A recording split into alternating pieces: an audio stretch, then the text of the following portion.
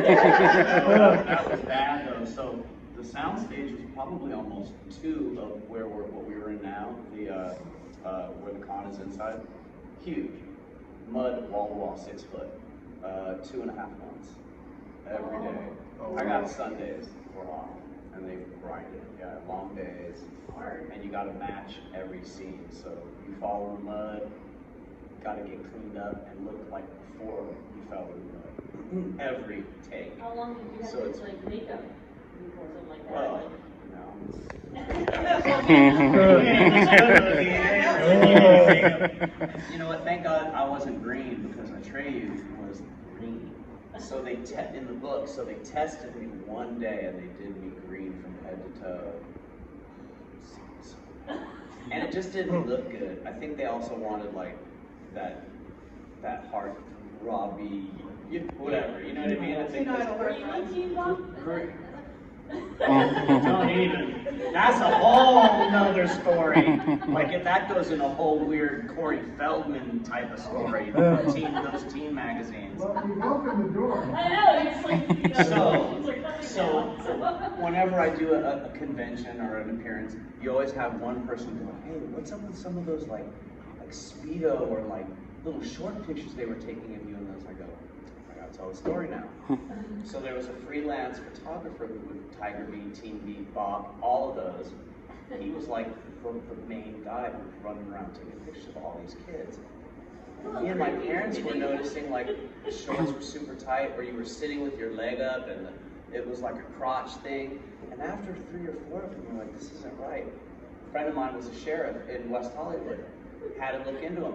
No, he was a convicted pedophile who had done like fucking years, and he's managing kids, and he's taking pictures of all the teen celebrities. So they do this investigation, and I guess they found they found like 2,500 like pictures. This is before the internet, where you had to have like Polaroids. oh, that's the worst. Yeah. And the guy still works in Hollywood. It's crazy.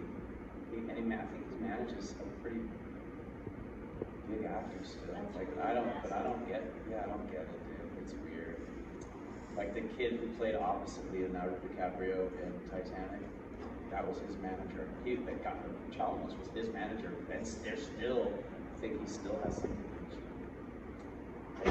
I don't get it. So yeah, it was really weird. Well, if he was convicted, I'm surprised they let him out, you know. So. Well, there was another one that was the Corey Feldman thing. I got an email when I just came back from Amsterdam to do Sushi Girl. And I get an email, hey, we want to do a screening of the Neverending story. There's this theater called the Newer Theater where they do like Rocky Horror Picture Shows. It's like a cool, hip, kind of old school place. I was like, yeah, cool. Everybody likes that movie. We'll go hang out. Packed house. Go with Mark Hamill goes. All these people show up. You couldn't even stand. I met the guy 25 years ago through Corey Feldman once. Oh, okay, I remember vaguely. You know what I mean? He dropped Corey Feldman's name. So we go, do the whole movie spiel. Everybody's having a great time. Go home. I get woken up in the morning. My girlfriend wakes me up. The news. The guy who organized it, they arrested that morning at like 5 in the morning for touching on his clients. He was like a manager, and all his kids, he was touching on his clients. We were with him the night before. Had a heart attack. He was only did a year. He was at a year later at a convention. I was signing it, and I saw him, and I got security, and I go, you know that's a convicted. I go, you know you have a convicted pedophile here, and there's kids. Gone. Care less. Good for you, though. More people should be like that. That's gross, too. And more people should be responsible in Hollywood. You know what I mean? Because there's just so much people. Isn't there an organization there or something to help protect kids now? Like, I mean, you guys were in the early days where there wasn't a lot of child acting, so you kind of didn't get that. But like, well, no, I didn't get now, it. Like, you and Corey and the guys like Yeah. things like that. Like, is there something going on? I'm gonna get in trouble watching people. I'm gonna get a fucking email from Corey talking shit now. He's all. Oh, sorry. I'm just playing. I don't give a shit.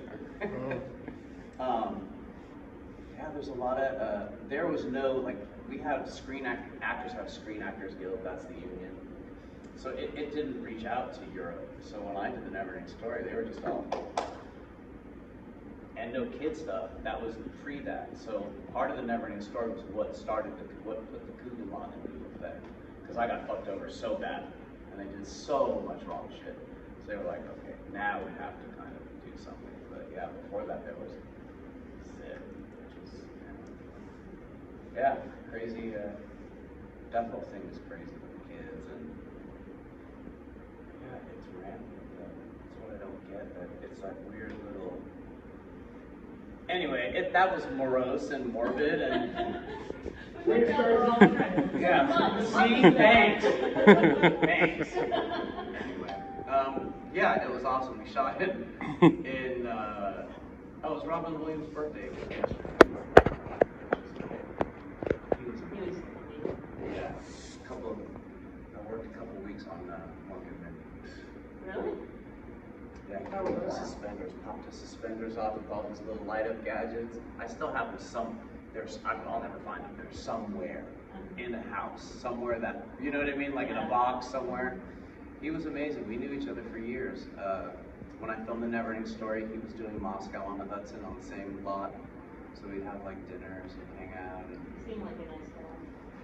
yeah, just, tortured. Like, I mean, most comedians, the funny ones, are really depressed, really tortured. That's why they're so fucking funny. They have to be. That's how they make. That's how they cope. That's their coping mechanism. Yeah, like, I mean, all the really good ones have a lot are dark. Because Sam Kinison I knew was dark. He was. Sam Kinison was. He had some anger issues. Oh yeah, but went from a minister, like the story's great. The only time I ever did stand-up was I had to open for him I did 2 jokes. Yeah. Were they yours?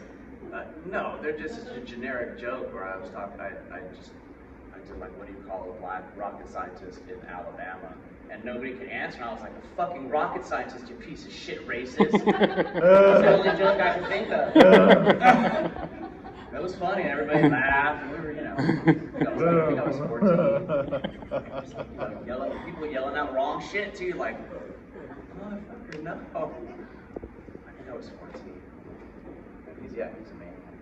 Super funny. So what are your favorite movies as an actor? Like maybe 5 things. It's hard. My top 10 is hard. There's a lot of, Like 5. So Apocalypse Now would have to be up there. Just because it's fucking so good. Clockwork Orange would have to be up there. Oh man, this is where it gets hard. Like, I like some weird stuff too, so I don't know. Those are the solid 2s. Oh, Up in Smoke.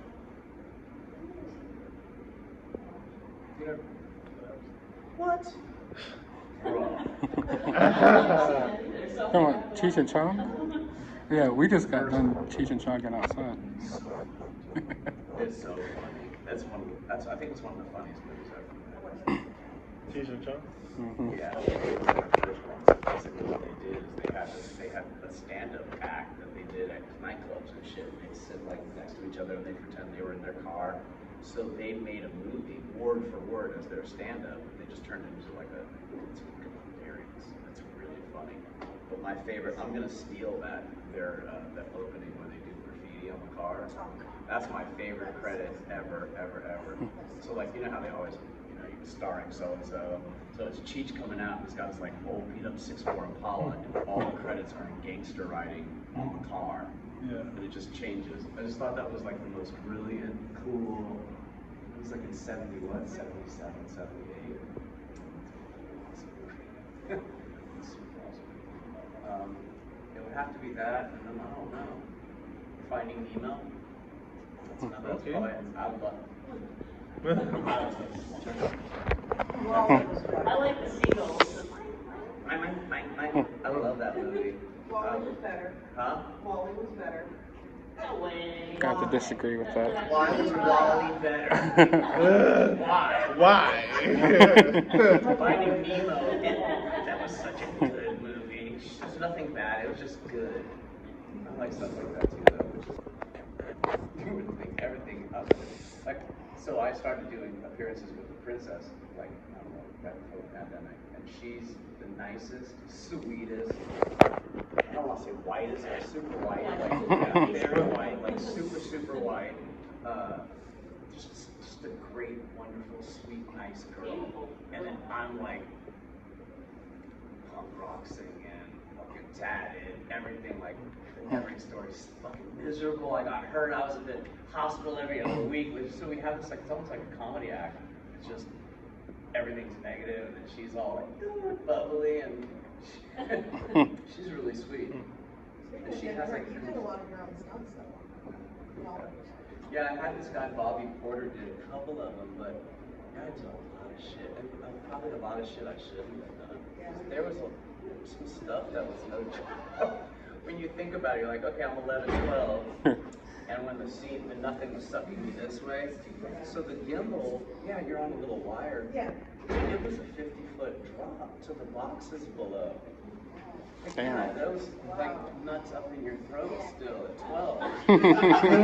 Yeah, like it's not right. So they just dropped it down. Bobby did part of it, but yeah, like that's just, you know, coming off the turtle. All that shit out the tree. That was only, you know, some of the riding thing. Yeah. Pardon? Did you break bones or something? Oh yeah, broke my back. Oh, Oh, damn. I didn't I had a know that. horse fall on me. We were training horses about 2 months before the movie even started, and a horse got spooked and took off, and the fence was coming up, and the fence is coming up, and it went to jump, and it didn't clear the fence, but it landed on me.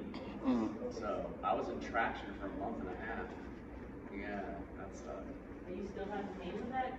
My sister had a horse fall on her and she can barely walk now. Depends the day, and it depends if it's about to rain or not. But yeah, I had 4 spinal fusions. So yeah, I'm good now. I don't take pain meds or anything. I mean, It's amazing. that's the only pain med I take really is some, first we gotta take care of it. But yeah, it's been a rough, yeah, it was rough. I mean, I was, 3 years ago, I was using a walker. Yeah, totally. Tennis balls and all. Yeah, no, 2017, I had a spinal fusion revision. In 2018, I had another one. So And that's all because of that accident when you were a little boy. yeah, and then there was a bunch of years where I had 2 other ones. Oh yeah. My sister's had like 3 of them too. Once your back's fucked. Yeah, but now, I'm pretty good now. I have no pain pills. They finally fixed the shit and got it, done right. But yeah, it's been a long.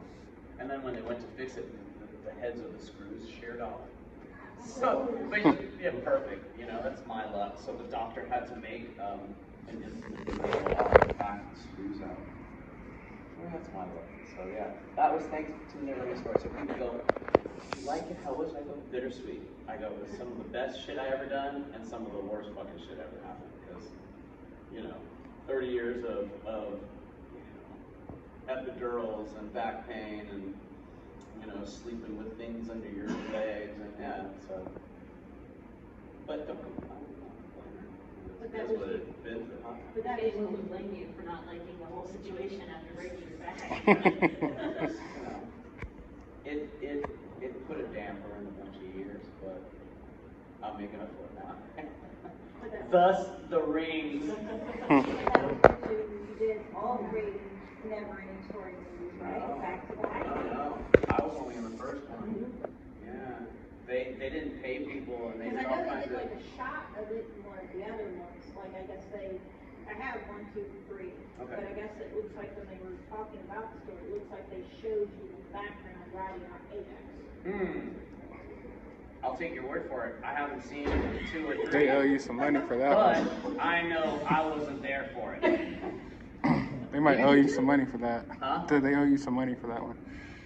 Yeah, and, you know, but you can't get your actors if you don't pay them, so you got to get somebody else, and then your cast ain't in the movie, so people are like, who are these fucking people?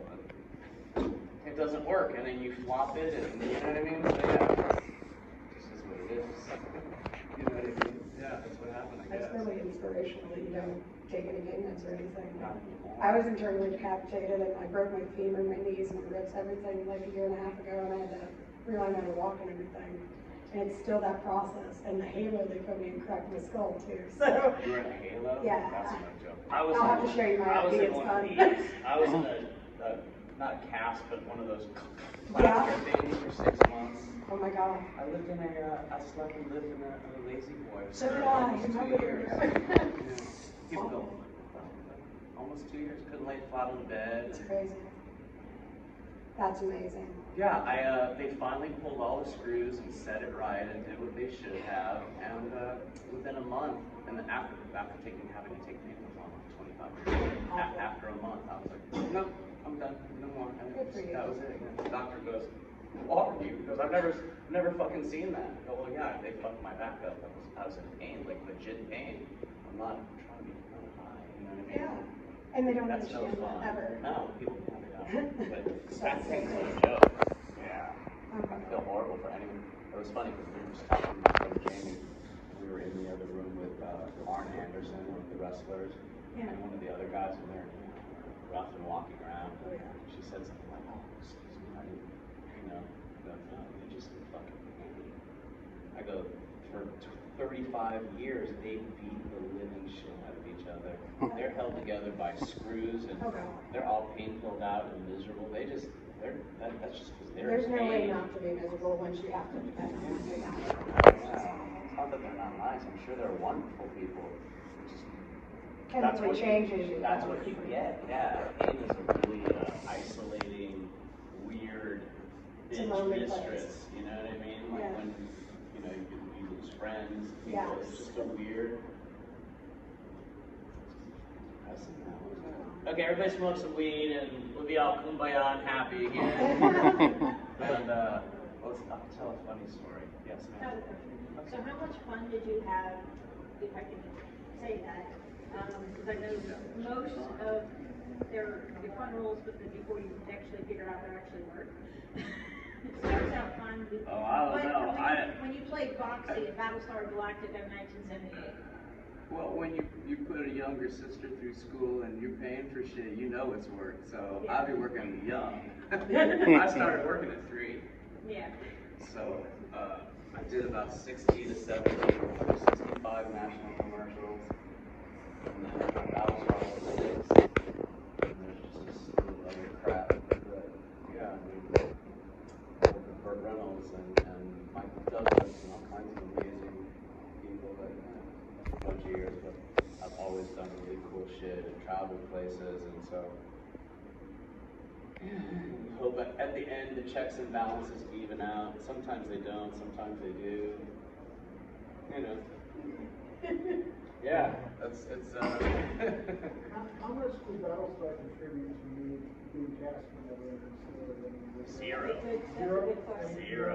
Yeah, it was so long between them. I mean, that was, yeah, it was 6 when I did that one. It was 1 season, so 6 to 7 from T. And then, what was Battlestar was 11.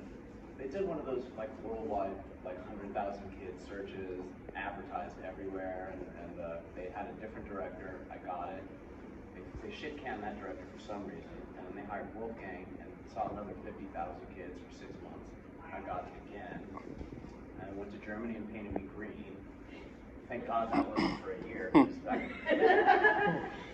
I'd have shot myself in the face. All green. It took 2 hours to do too, and it was hot and thick. It just didn't look good. Like it was green. Yeah. But other than all the other things, yeah, it was awesome. The wolf beat the fuck out of me once, really good. This is like a 250-pound animatronic. It's all steel, little steel like skeleton that's just got a little foam over it on a compressed air thing, and it was supposed to shoot out the cave, but put me right in its way.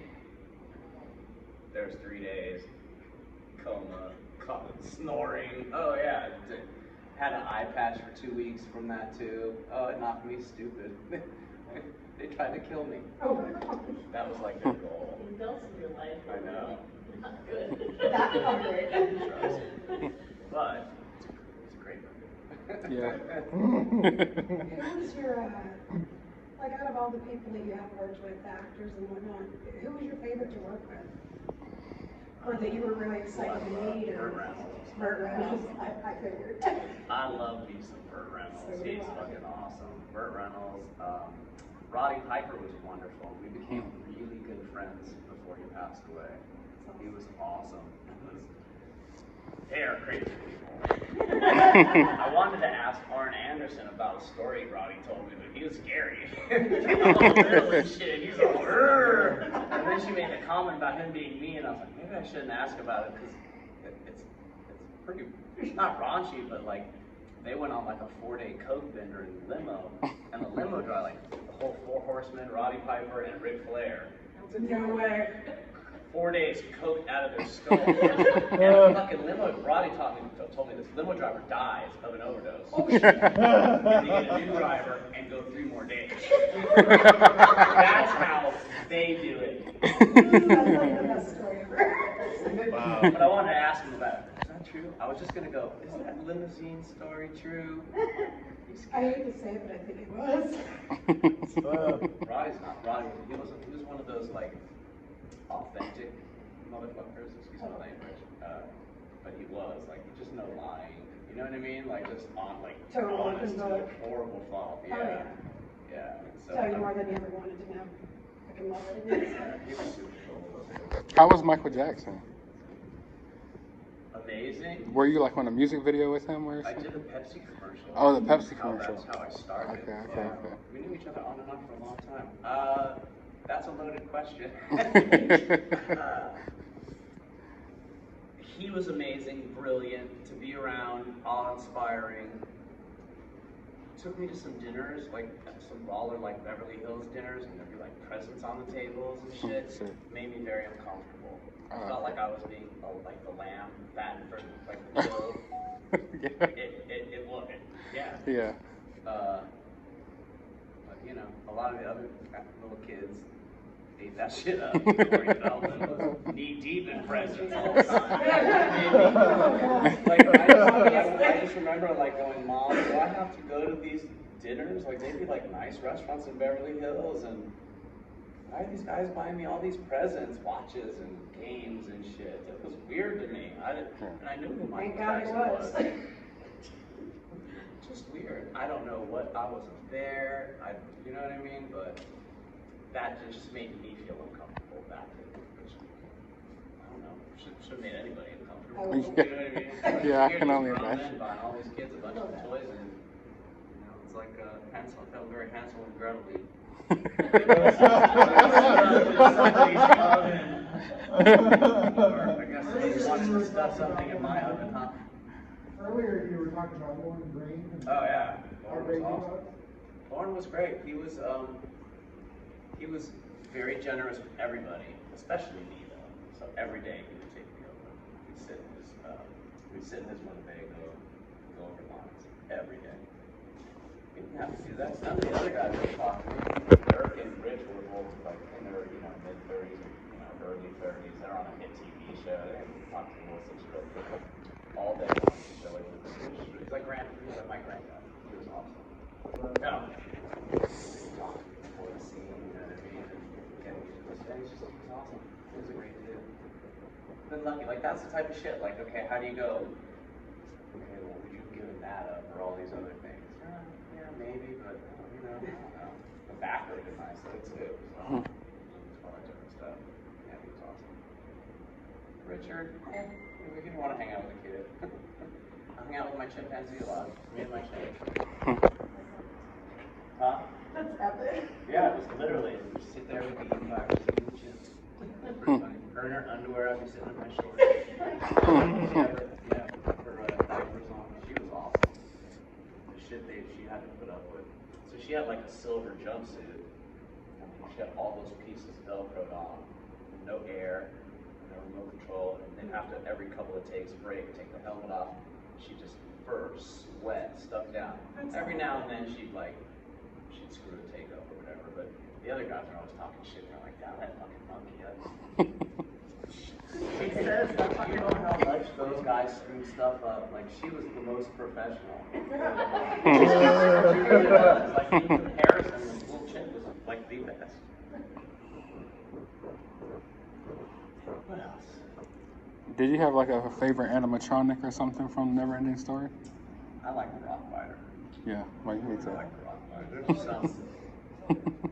just something endearing and friendly and like, you know what I mean? Like, you want to give him a hug.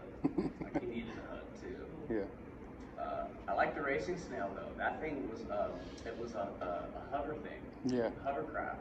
So it actually was in the air and it went like 30 miles an hour. That's what's up. That's awesome. So yeah, the snail and the Rock Fighter. What was your question? So, I know this is not a Neverending Story question, but I recently discovered one of your films over adults. Uh-oh, what happened? Sushi Girl. Oh yeah, that was fun. So, I like that. We had a great time. but I thought that was actually a really good, interesting premise to it. So.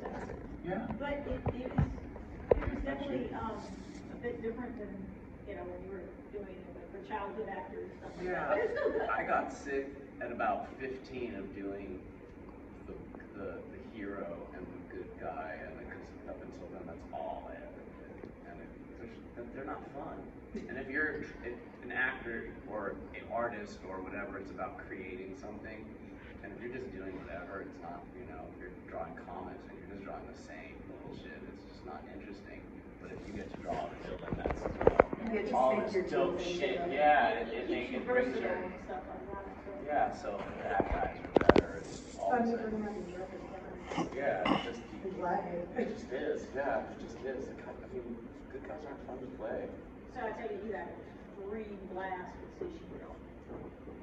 Oh, we had a great time. Anyway, I mean, I was living in Amsterdam, and I get a call it was like 3 in the morning, and they were like, "Yo, we got Mark Hamill and all these people. We want you to star in this movie with them." Yes. Okay. Cool. Audition. They're like, okay, they sent me some lines. Fucking screaming in my apartment at 3 in the morning. They're like sending me the torture scene. Okay. Wake the whole neighborhood up. Cool, when can you be here? I go, yo, when can you send me out? I had tickets 6 hours later. Wow. All right. Dogs. Ex-wife stage. Dogs come. Amen. Yeah. Smart. Choice. Smart. Yeah, good choice. Brains on this one, yeah. Literally started shooting a week later with Mark Hamill and all these people. Yeah, it was fucking awesome. We shot it in 17 days, which is crazy because the Neverending Story took over a year. Yeah, and Mark slapped the living shit out of me like 3 times. I was gonna ask you, how's Mark? Oh, I'll tell all his business now. Oh shit, yes, please. No, he didn't, like, first day standoffish, not really talking to anybody, kind of. I just think because, he's uncomfortable, not really, he's cool as shit. So I get, go get more coffee. You need to talk to us. After like the 5th person came in, I go, fine. So I knock on his tray, like opens the door. So he has extensions in his hair. He is like 50 pounds heavier from the new Star Wars. Right. So long extensions, glasses, open button down, gun. Chonies, like white chonies, and black socks. What's up? I go, I know you smoke weed. Come meet me at my thing. He goes, Harrison Ford used to try to get me. I go, I don't care. Please get dressed first. And go meet me in my trailer. So he probably hadn't smoked in a while because he was there in like 3 minutes and dressed. Thanks, me. 2 minutes later. Every other minute was like the knock on the door. The whole fucking cast and crew were in my little trailer. and we were just, you couldn't see, it was just smoke. And Mark wouldn't shut the fuck up. For like 3 hours. But wonderful stories, like Studio 54, and it's like the beginning of like Star Wars premiere shit, and all the people, like all around that. Just everybody's like, And me going, Anybody You're like- recording this? no, we're getting smoked doing drugs. You know, that's the Not first rule of Fight Club. So, he gets in his limo to go, because he lives in Malibu, and we're shooting at Universal. He gets in his limo. He calls me from the limo and talks all the way to Malibu. So every day after work. I love it. Hi, Mark. It's Mark. That is so But there's a scene where I think he pulls my teeth and I pass out or something like that. He's like, wake up. And I don't, he slapped the shit out of me. So he did it, and he didn't want to hit me, and he was really ginger, and it looked like shit. He looked like he was really being ginger. So I started talking shit under my breath, calling names and dirty. He slapped me so fucking hard. He literally slapped the shit out of me.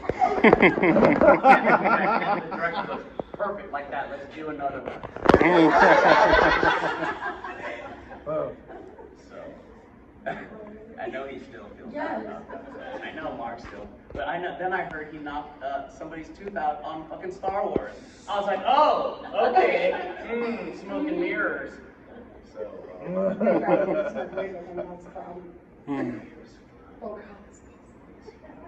but I guess Harrison Ford's a huge pothead because that's all Harrison wanted to do, was just smoke weed and.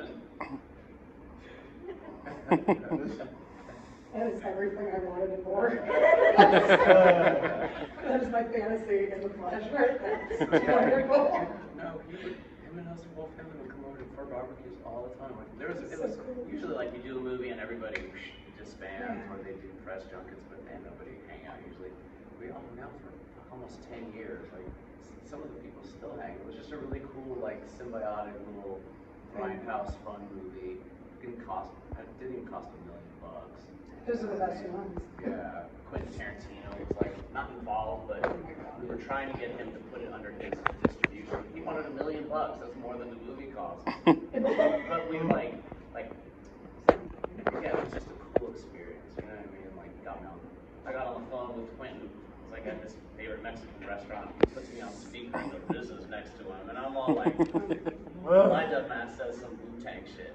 Stupid. Like, cool, like that shit's cool. Like, that stuff's cool. Cool experience. Danny Trejo was awesome. Oh my god. 6 hours. So epic. We rented Danny for 6 hours. No. And no shit, the producer had to produce, you got a stack of, you got a couple racks. Absolutely. We had to.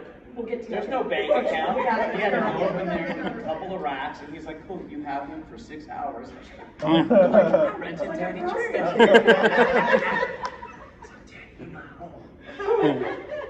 I know, actually, when I was a kid. That is so cool. He's amazing. He's amazing too. What a career in life. What else? So we're just telling stories. It's a great story. Anything in production right now, or are you just kind of still chilling? No, I moved to Vegas, and I've been writing, but I have like a production team, production team. We're literally just about to start trying to sell our first 3 projects, so fuck I know. You know what I mean? So you're writing books, or just writing? So far, 2 TV shows and a movie, so hopefully one will. I figure the more shit I throw at the wall, one of them will stick. You know, everybody just goes, here's my one thing.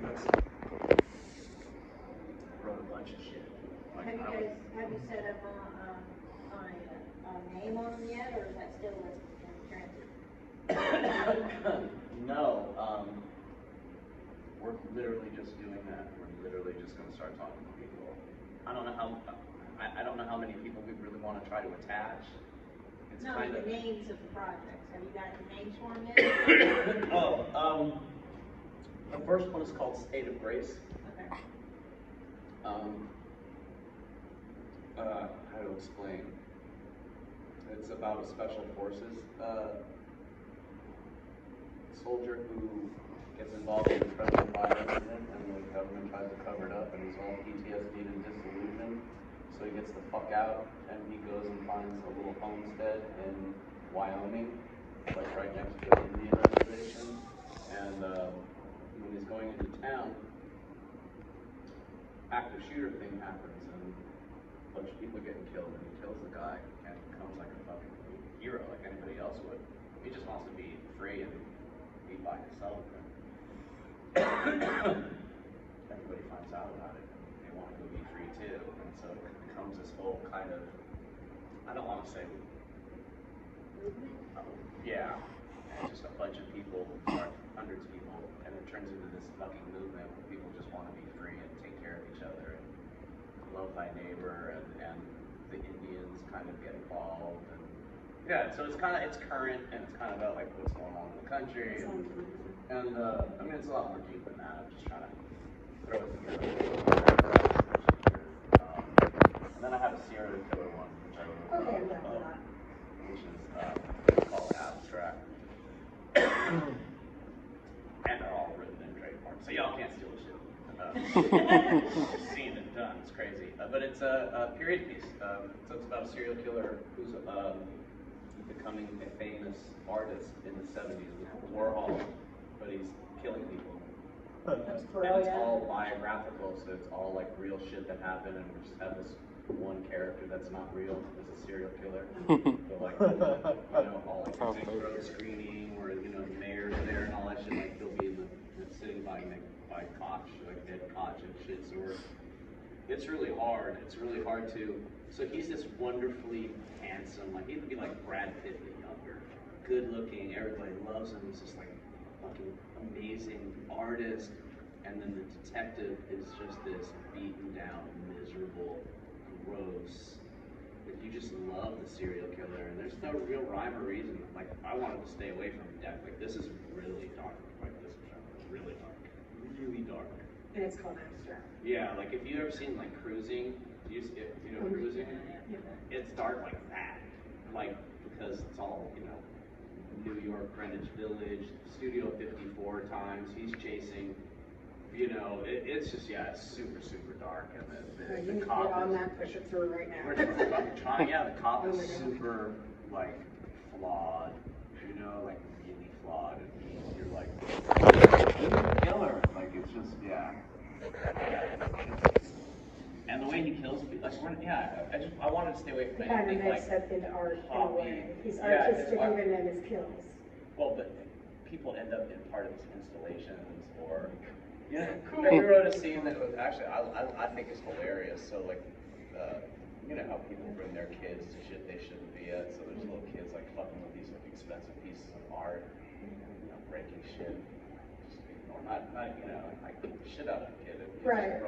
So he sees he's on his fucking run, his morning run. He sees the kid on the bridge and just runs push the kid off the fucking bridge. He does what we all think about. To his death. Nobody sees him. Nobody sees him. He just says, boop, not even look, kid. Not even breaking stride. Nothing, just kid dead. If I watched that with somebody else, I would bust out laughing. Oh yeah, absolutely. But that's supposed to be that. So you gotta laugh at some of that stuff. You gonna have an old CBGB's Max's Kansas City soundtrack? I have a CBGB's t-shirt in my bag, young lady. So it's really dark, but you have to have, if you're gonna go super dark, you have to have some funny and a little bit of light, you know what I mean? Because you can't go dark all the time. Like that shit just risks, Yeah. So there's a couple other ones, So we're just trying to. I mean, the perfect idea would be just to go find a financer, find a bunch of money, and produce everything we write. In a perfect world. That's not my. I'm not a money raiser. That's somebody has that job. That's a skill.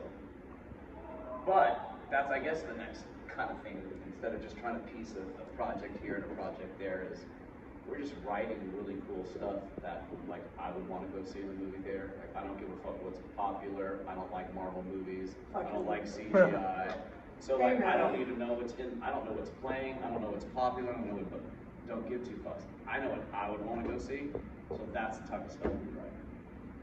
So if we could, I guess the next thing we were talking yesterday is to go find somebody with some money who would be like, I got here's a fun, you know, I guess that's the next step. Or to sell one of the TV shows. I'd be fine with that too. I like the State of Grace one because I'm Native American, and what we did is pretty fucking disgusting, and how nobody even recognizes anything or changes anything, and yeah, and so we're trying to find a way to make it really smart and politically correct and give light to a bunch of stuff that should be, and then also give them in the story uplift their spirit up, like they upright, it gets down, like so there's a speech and it's about drawing blood. There's this like it's actually a really deep. I forget, it's from Marcus Aurelius, but it's about when you spill blood and you remember. It's like a tribute to your ancestors, and it reminds you who you were, and it's right before everything goes to fucking all hell. But yeah, I just feel like I have to people certainly, so, and which is nice that people are doing it with mushrooms and whatever, Look at Mike Tyson. If anybody's ever seen an interview with Mike Tyson in the last 6 months, Different version. happened in one day. All that happened is he licked the Sonoran Desert toad, and he had his psychic experience, and it changed who he was, and it got rid of all his bullshit and baggage, and I think that's kind of pretty special. He was a fucking crazy dude. I met him before he was this Mike Tyson. He lived right nearby me in Ohio. Yeah. He had his huge mansion there, probably 10 minutes from my house. Out of his mind, yeah. Now he's like the most sweet.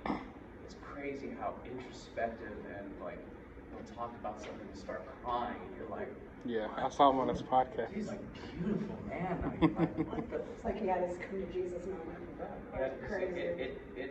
it induces spiritual awakenings in people, and that's what the Indians have been doing forever.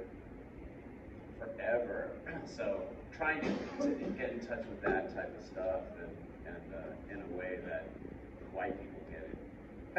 I like it. So what was, sorry, I'm not trying to hog. I'm so interested. I'm just talking now. You obviously had your own experience with that, right? With Pete. Which no. part? I mean, like your spiritual awakening, basically, or that one moment that changed your whole life. I haven't had a one moment, but I think, Several. yeah, I think some people have that one thing. I think other people have lots of little ones, or maybe a couple of good ones. You need a little more kick in the ass, maybe. I get them here and there, yeah. So what was one of those experiences that you really felt changed you, or that hit home that? Yeah, not realizing that I wasn't in pain anymore. It was a fucking trip, and still trippy. Every day I have to I catch myself doing stuff that somebody in pain does, and I have to go, yo, stupid, get out of the fucking house, or do the opposite of what you would or only could do now. Yeah, it's weird. There were times I was wheelchair and couldn't walk, and lazy boy chair for 2 years. I don't think anyone understands it. It's just sleep in a chair. I mean, and you can't move. You can't. Did you have the one with the scissor that lifted you up to your standing? Yes. Yeah. It's awful. But I couldn't afford that one for a long time, so I had to have one that I could barely get out of, and I tore both rotator cuffs trying to. It was awful, but it makes you a different person. Definitely changes you. Yeah. Better or worse? Yeah, it's a trip. What's one of the funniest people you smoked weed with, besides Mark Hamill? Oh, there's a long list. Oh, God, here it I goes. spoke with everybody. The highest I ever been was with Snoop. Oh, okay. I should have known. I was wondering. So I think Matthew McConaughey, who I don't know, but I love that dude. I think he's awesome. He says it's being snooped, is what they call it now. It's snooped is like you just.